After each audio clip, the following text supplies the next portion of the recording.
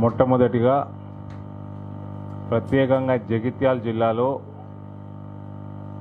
రైతులపైన తెలంగాణ రాష్ట్ర సమితి ప్రభుత్వం యొక్క దౌర్జన్యాన్ని ఖండిస్తూ ఉన్నాము. నారాయణ రెడ్డి గారి అరెస్టుని, ఆ తదుపరి రండి, ఆ తదుపరి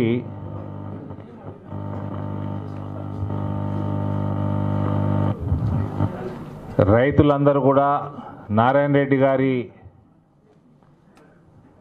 అరెస్టుని ఖండిస్తూ వాళ్ళు చేస్తున్న ధర్నాని కూడా ఏ రకంగా అయితే తెలంగాణ ప్రభుత్వం అణిచివేయడానికి ప్రయత్నం చేసిందో దురుసుగా, జర మాట్లాడకండి, మాట్లాడేది ఉంటే బయటికి పోండి, దురుసుగా వ్యవహారం చేస్తూ ఉంటే ఒక రైతు పట్ల తెలంగాణ రాష్ట్ర సమితి కేసీఆర్ ప్రభుత్వానికి ఏమాత్రం చిత్తశుద్ధి ఉంది, రైతాంగం మీద, రైతు మీద ఎంత మర్యాద ఉంది, ప్రేమ ఉంది, దీన్ని బట్టి తెలుస్తూ ఉంది. మేము వాగ్దానాలు చేసినాము, పసుపు బోర్డు అని చెప్పినాము, స్పైస్ బోర్డు తీసుకొచ్చినాము. దానికి 30 కోట్ల చరిత్రలో లేని 87లో పుట్టింది స్పైస్ బోర్డు. దాని యొక్క బలమైన ఎక్స్టెన్షన్ సెంటర్ తీసుకొచ్చి 30 కోట్ల బడ్జెట్ తెచ్చినాము. దానివల్ల ఇప్పటివరకు 6 నుంచి 7 కోట్ల వరకు రైతులకి అందింది కూడా బెనిఫిట్. మీరు చెరుకు ఫ్యాక్టరీలు తెరిపిస్తాం 100 రోజుల్లో అని చెప్పిండ్రు, మీ మేనిఫెస్టోలలో పెట్టిండ్రు. చెరుకు ఫ్యాక్టరీ తెరిసే శాత కాకపోతే ఎథనాల్ ఫ్యాక్టరీ అని పెట్టుండ్రి. చెరుకు పంట మళ్ళీ కలకడాటే చేయాలి. దానికోసము రైతాంగం 2017 నుంచి కొట్లాడుతూ ఉన్నది, అంతకుముందు నుంచి కొట్లాడుతూ ఉన్నది. ప్రశ్నిస్తే ఎదురుదాడులు, ముందస్తు అరెస్టులు. హరీష్ రావు వీడికి జగిత్యాలకు వస్తుంటే రైతు సంఘాలని ముందస్తు అరెస్టులు ఎందుకు చేస్తున్నారండి, నాకు అర్థం కాదు. కేటీఆర్ వస్తుంటే రైతుల ముందస్తు అరెస్టులు.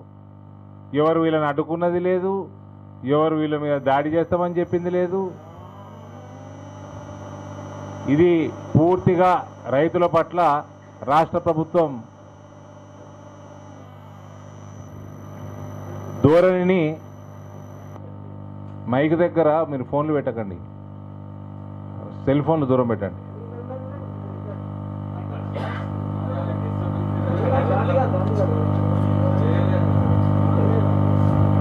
ఇక్కడ పెట్టే, దీని మీద పెట్టి ఇక్కడ మాట్లాడుతూ వస్తుంది కదా. సో రైతుల పట్ల టీఆర్ఎస్ ప్రభుత్వాన్ని వైఖరిని పూర్తిగా ఖండిస్తా ఉన్నాం. అదే రకంగా చెరుకు ఫ్యాక్టరీలు తక్షణమే, ఇప్పుడు కేంద్ర ప్రభుత్వం నుంచి మంత్రి గారు వచ్చారు, మొన్న మన పార్లమెంట్ నియోజకవర్గంకి వచ్చారు. చెరుకు రైతులు అందరూ వచ్చి ఫ్యాక్టరీల గురించి సమస్యని ఆయన ముందుకు తీసుకురావడం జరిగింది. ఆయన స్పష్టంగా చెప్పిండు, కేసీఆర్ నీకు శాతనైతే ఓపెన్ చేయి, లేదా మా ప్రభుత్వం కాగానే ఈ చెరుకు ఫ్యాక్టరీ ఓపెన్ చేస్తాం, మేము చక్కెర తయారు చేస్తామా, ఎథనాల్ తయారు చేస్తామా, మా డెసిషన్ అది, మేము నిర్ణయం తీసుకొని చెరుకు పంట మాత్రం పునరుద్ధరణ చేస్తాం అని స్పష్టంగా చెప్పడం జరిగింది. మళ్ళీ ఆయన ఇండస్ట్రీస్ మినిస్టర్. ఇవాళ నిజామాబాద్ పార్లమెంట్ నియోజకవర్గంలో 1300 కోట్లు ప్యాడీ ప్రొక్యూర్మెంట్ మీద రైతులకు ఇవ్వడం జరిగింది. టోటల్ 1800 పైన కోట్లు ఇవ్వాలి. ఇంకా 530 కోట్లు 2 మంత్స్ నుంచి పెండింగ్ ఉన్నది. దీని మీద ఇక్కడ ఉన్న జగిత్యాలు, కొరుట్ల, నిజామాబాద్ పార్లమెంట్ నియోజకవర్గంలో ఉన్న అందరు ఎమ్మెల్యేలు, టీఆర్ఎస్ ఎమ్మెల్యేలు దీనికి జవాబు చెప్పాలి. ఒక దిక్కేమో కేంద్రం ఎంఎస్పీలు పెంచుతూ ఉన్నది, ఇక్కడనేమో ప్రొక్యూర్మెంటు చేయడంలో అనేక అవకతవకలు, విపరీతమైన తరుగుదీసుడు, రైతులను ఇబ్బంది పెట్టుడు, కేంద్రం లేబర్ పైసలు ఇస్తే ఇచ్చేది లేదు, కేంద్రం సుతిలి పైసలు ఇస్తే ఎక్స్టెండ్ చేసేది లేదు, ట్రాన్స్పోర్ట్ పైసలు ఇస్తే అది రైతులకి అందేటట్టు చేసేది లేదు. ఈ భారం అంతా రైతుల మీద రైతులే మోస్తూ ఉన్నారు. ఇవన్నీ చేయంగా మళ్ళీ ఇచ్చేటి పైసలు కూడా ఇస్తలేదు.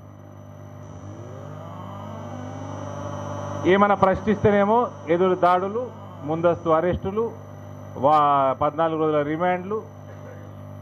కాబట్టి పూర్తిగా రైతాంగం పట్ల భారతీయ జనతా పార్టీ మేము నిలబడతాం. ఈ టీఆర్ఎస్ ప్రభుత్వం యొక్క వైఖరి మీద మేము ఈ ప్రెస్ మీట్ ద్వారా ఖండిస్తూ ఉన్నాం. హాయ్ ఫ్రెండ్స్, మా టుడే టుమారో యూట్యూబ్ ఛానల్ చూస్తున్నందుకు చాలా థ్యాంక్స్. మరిన్ని లేటెస్ట్ వీడియోస్ కోసం వెంటనే సబ్స్క్రైబ్ చేయండి. అలాగే ఈ బెల్ ని కూడా రింగ్ చేసేయండి.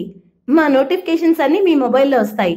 అలాగే మా వీడియోస్ మీకు నచ్చితే లైక్ చేయండి, షేర్ చేయండి, నచ్చకపోతే కామెంట్ చేయండి.